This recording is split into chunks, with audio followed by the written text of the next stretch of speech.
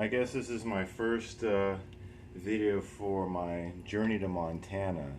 Um, I've told a bunch of my friends about this for the past, I don't know, a little over a month.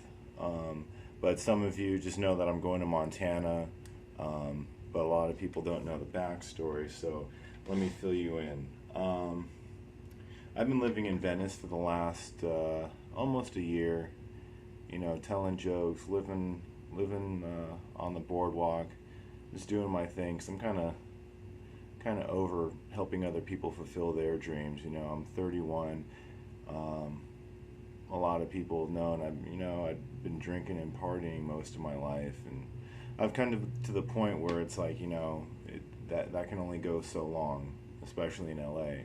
I want to try something new, something different. So part of that new and different is, let me try not drinking, let me try not smoking. So my friend Feather that I met in Venice, um, she had to leave Venice and handle some business elsewhere. And while I was in Venice, I was missing her, and I was like, oh, I wish I could go hang out with her and whatever. And that wasn't conducive for either of us at that point. Um, but I met this guy named Dean in Venice. He was walking by one day, and he had a straw hat on and three cockatiels up top, and I saw him and I was like, dude, that guy is really cool. Like, he's doing whatever he wants to do. He's probably has done really well for himself, and he's out here on vacation, just chilling at the beach, doing what he wants to do. So that was around noon one day, and he walked on, and I'm sitting out there telling jokes, and around like 3:30, 4 o'clock, I see him walking down the boardwalk again, and I'd made sufficient money for the day, so I wasn't really stressed for money. And so I called him over. I was like, hey, let me tell you some jokes. You got your birds on your head. Let me tell you some bird jokes on the house. So he comes over, and I'm telling him this joke, and in my head I just put it out to the universe. I said, that'd be really cool if this dude just gave me some money right now. 5 seconds later, he reaches in his pocket, pulls out a wad of 20s, and peels off $5 and hands it to me. And I'm like, wow, that's cool. And I finished the joke, and we're talking. I'm telling him that I wanted to move to Colorado, and I want to build a house there eventually. And he tells me he's really into comedy. He and his daughter really like comedy. And I look next to him, like, a couple stalls down, and I see a girl, and she's got a cockatiel on her head. And I was like, oh, that's really cool. So, I'm telling him about what I like to do. I take my friends out to the desert and go shooting. I grow food, and I really just like to teach people. I think that's what we're all here for. We're here to learn from each other and to teach each other. So I'm talking with this guy, and he goes, I got a ranch in Montana, and I like to put money in the youth's pockets. So I teach them how to break down barns, and I repurpose the wood.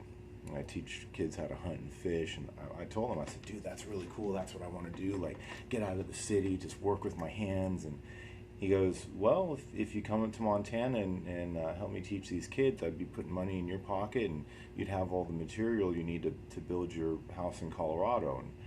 And I was like, what? And he goes, yeah. He gives me his information. He says, give me a call, and whenever you want to come to Montana, I'll come out to LA, and I'll fly you out to Montana. So I gave it a couple weeks. I figured he was on vacation. I wanted him to, enjoy his vacation. I wasn't going to bug him. I wasn't going to jump into anything. So I called him a couple weeks later, and he said, I actually have a load of wood I'm taking down to the LA area, and I'll just pick you up and I'll take you back to Montana. So that was about a month ago, and there's a couple setbacks here and there, but at the end of the day, everything worked out.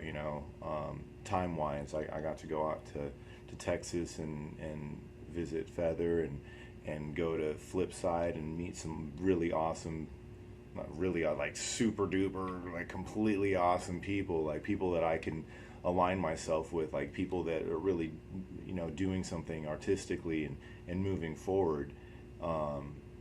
So you know, everything, like I said, everything worked out for me time-wise, and I got back to LA on Friday, and then Dean came down from Montana, got here yesterday. I helped him unload a load of wood, and I thought we were gonna head out, but you know, this dude's awesome. He put me up in this room for the night. You know, I've been outside camping, you know, beach or Texas or wherever, but you know, it does feel good to be inside once in a while.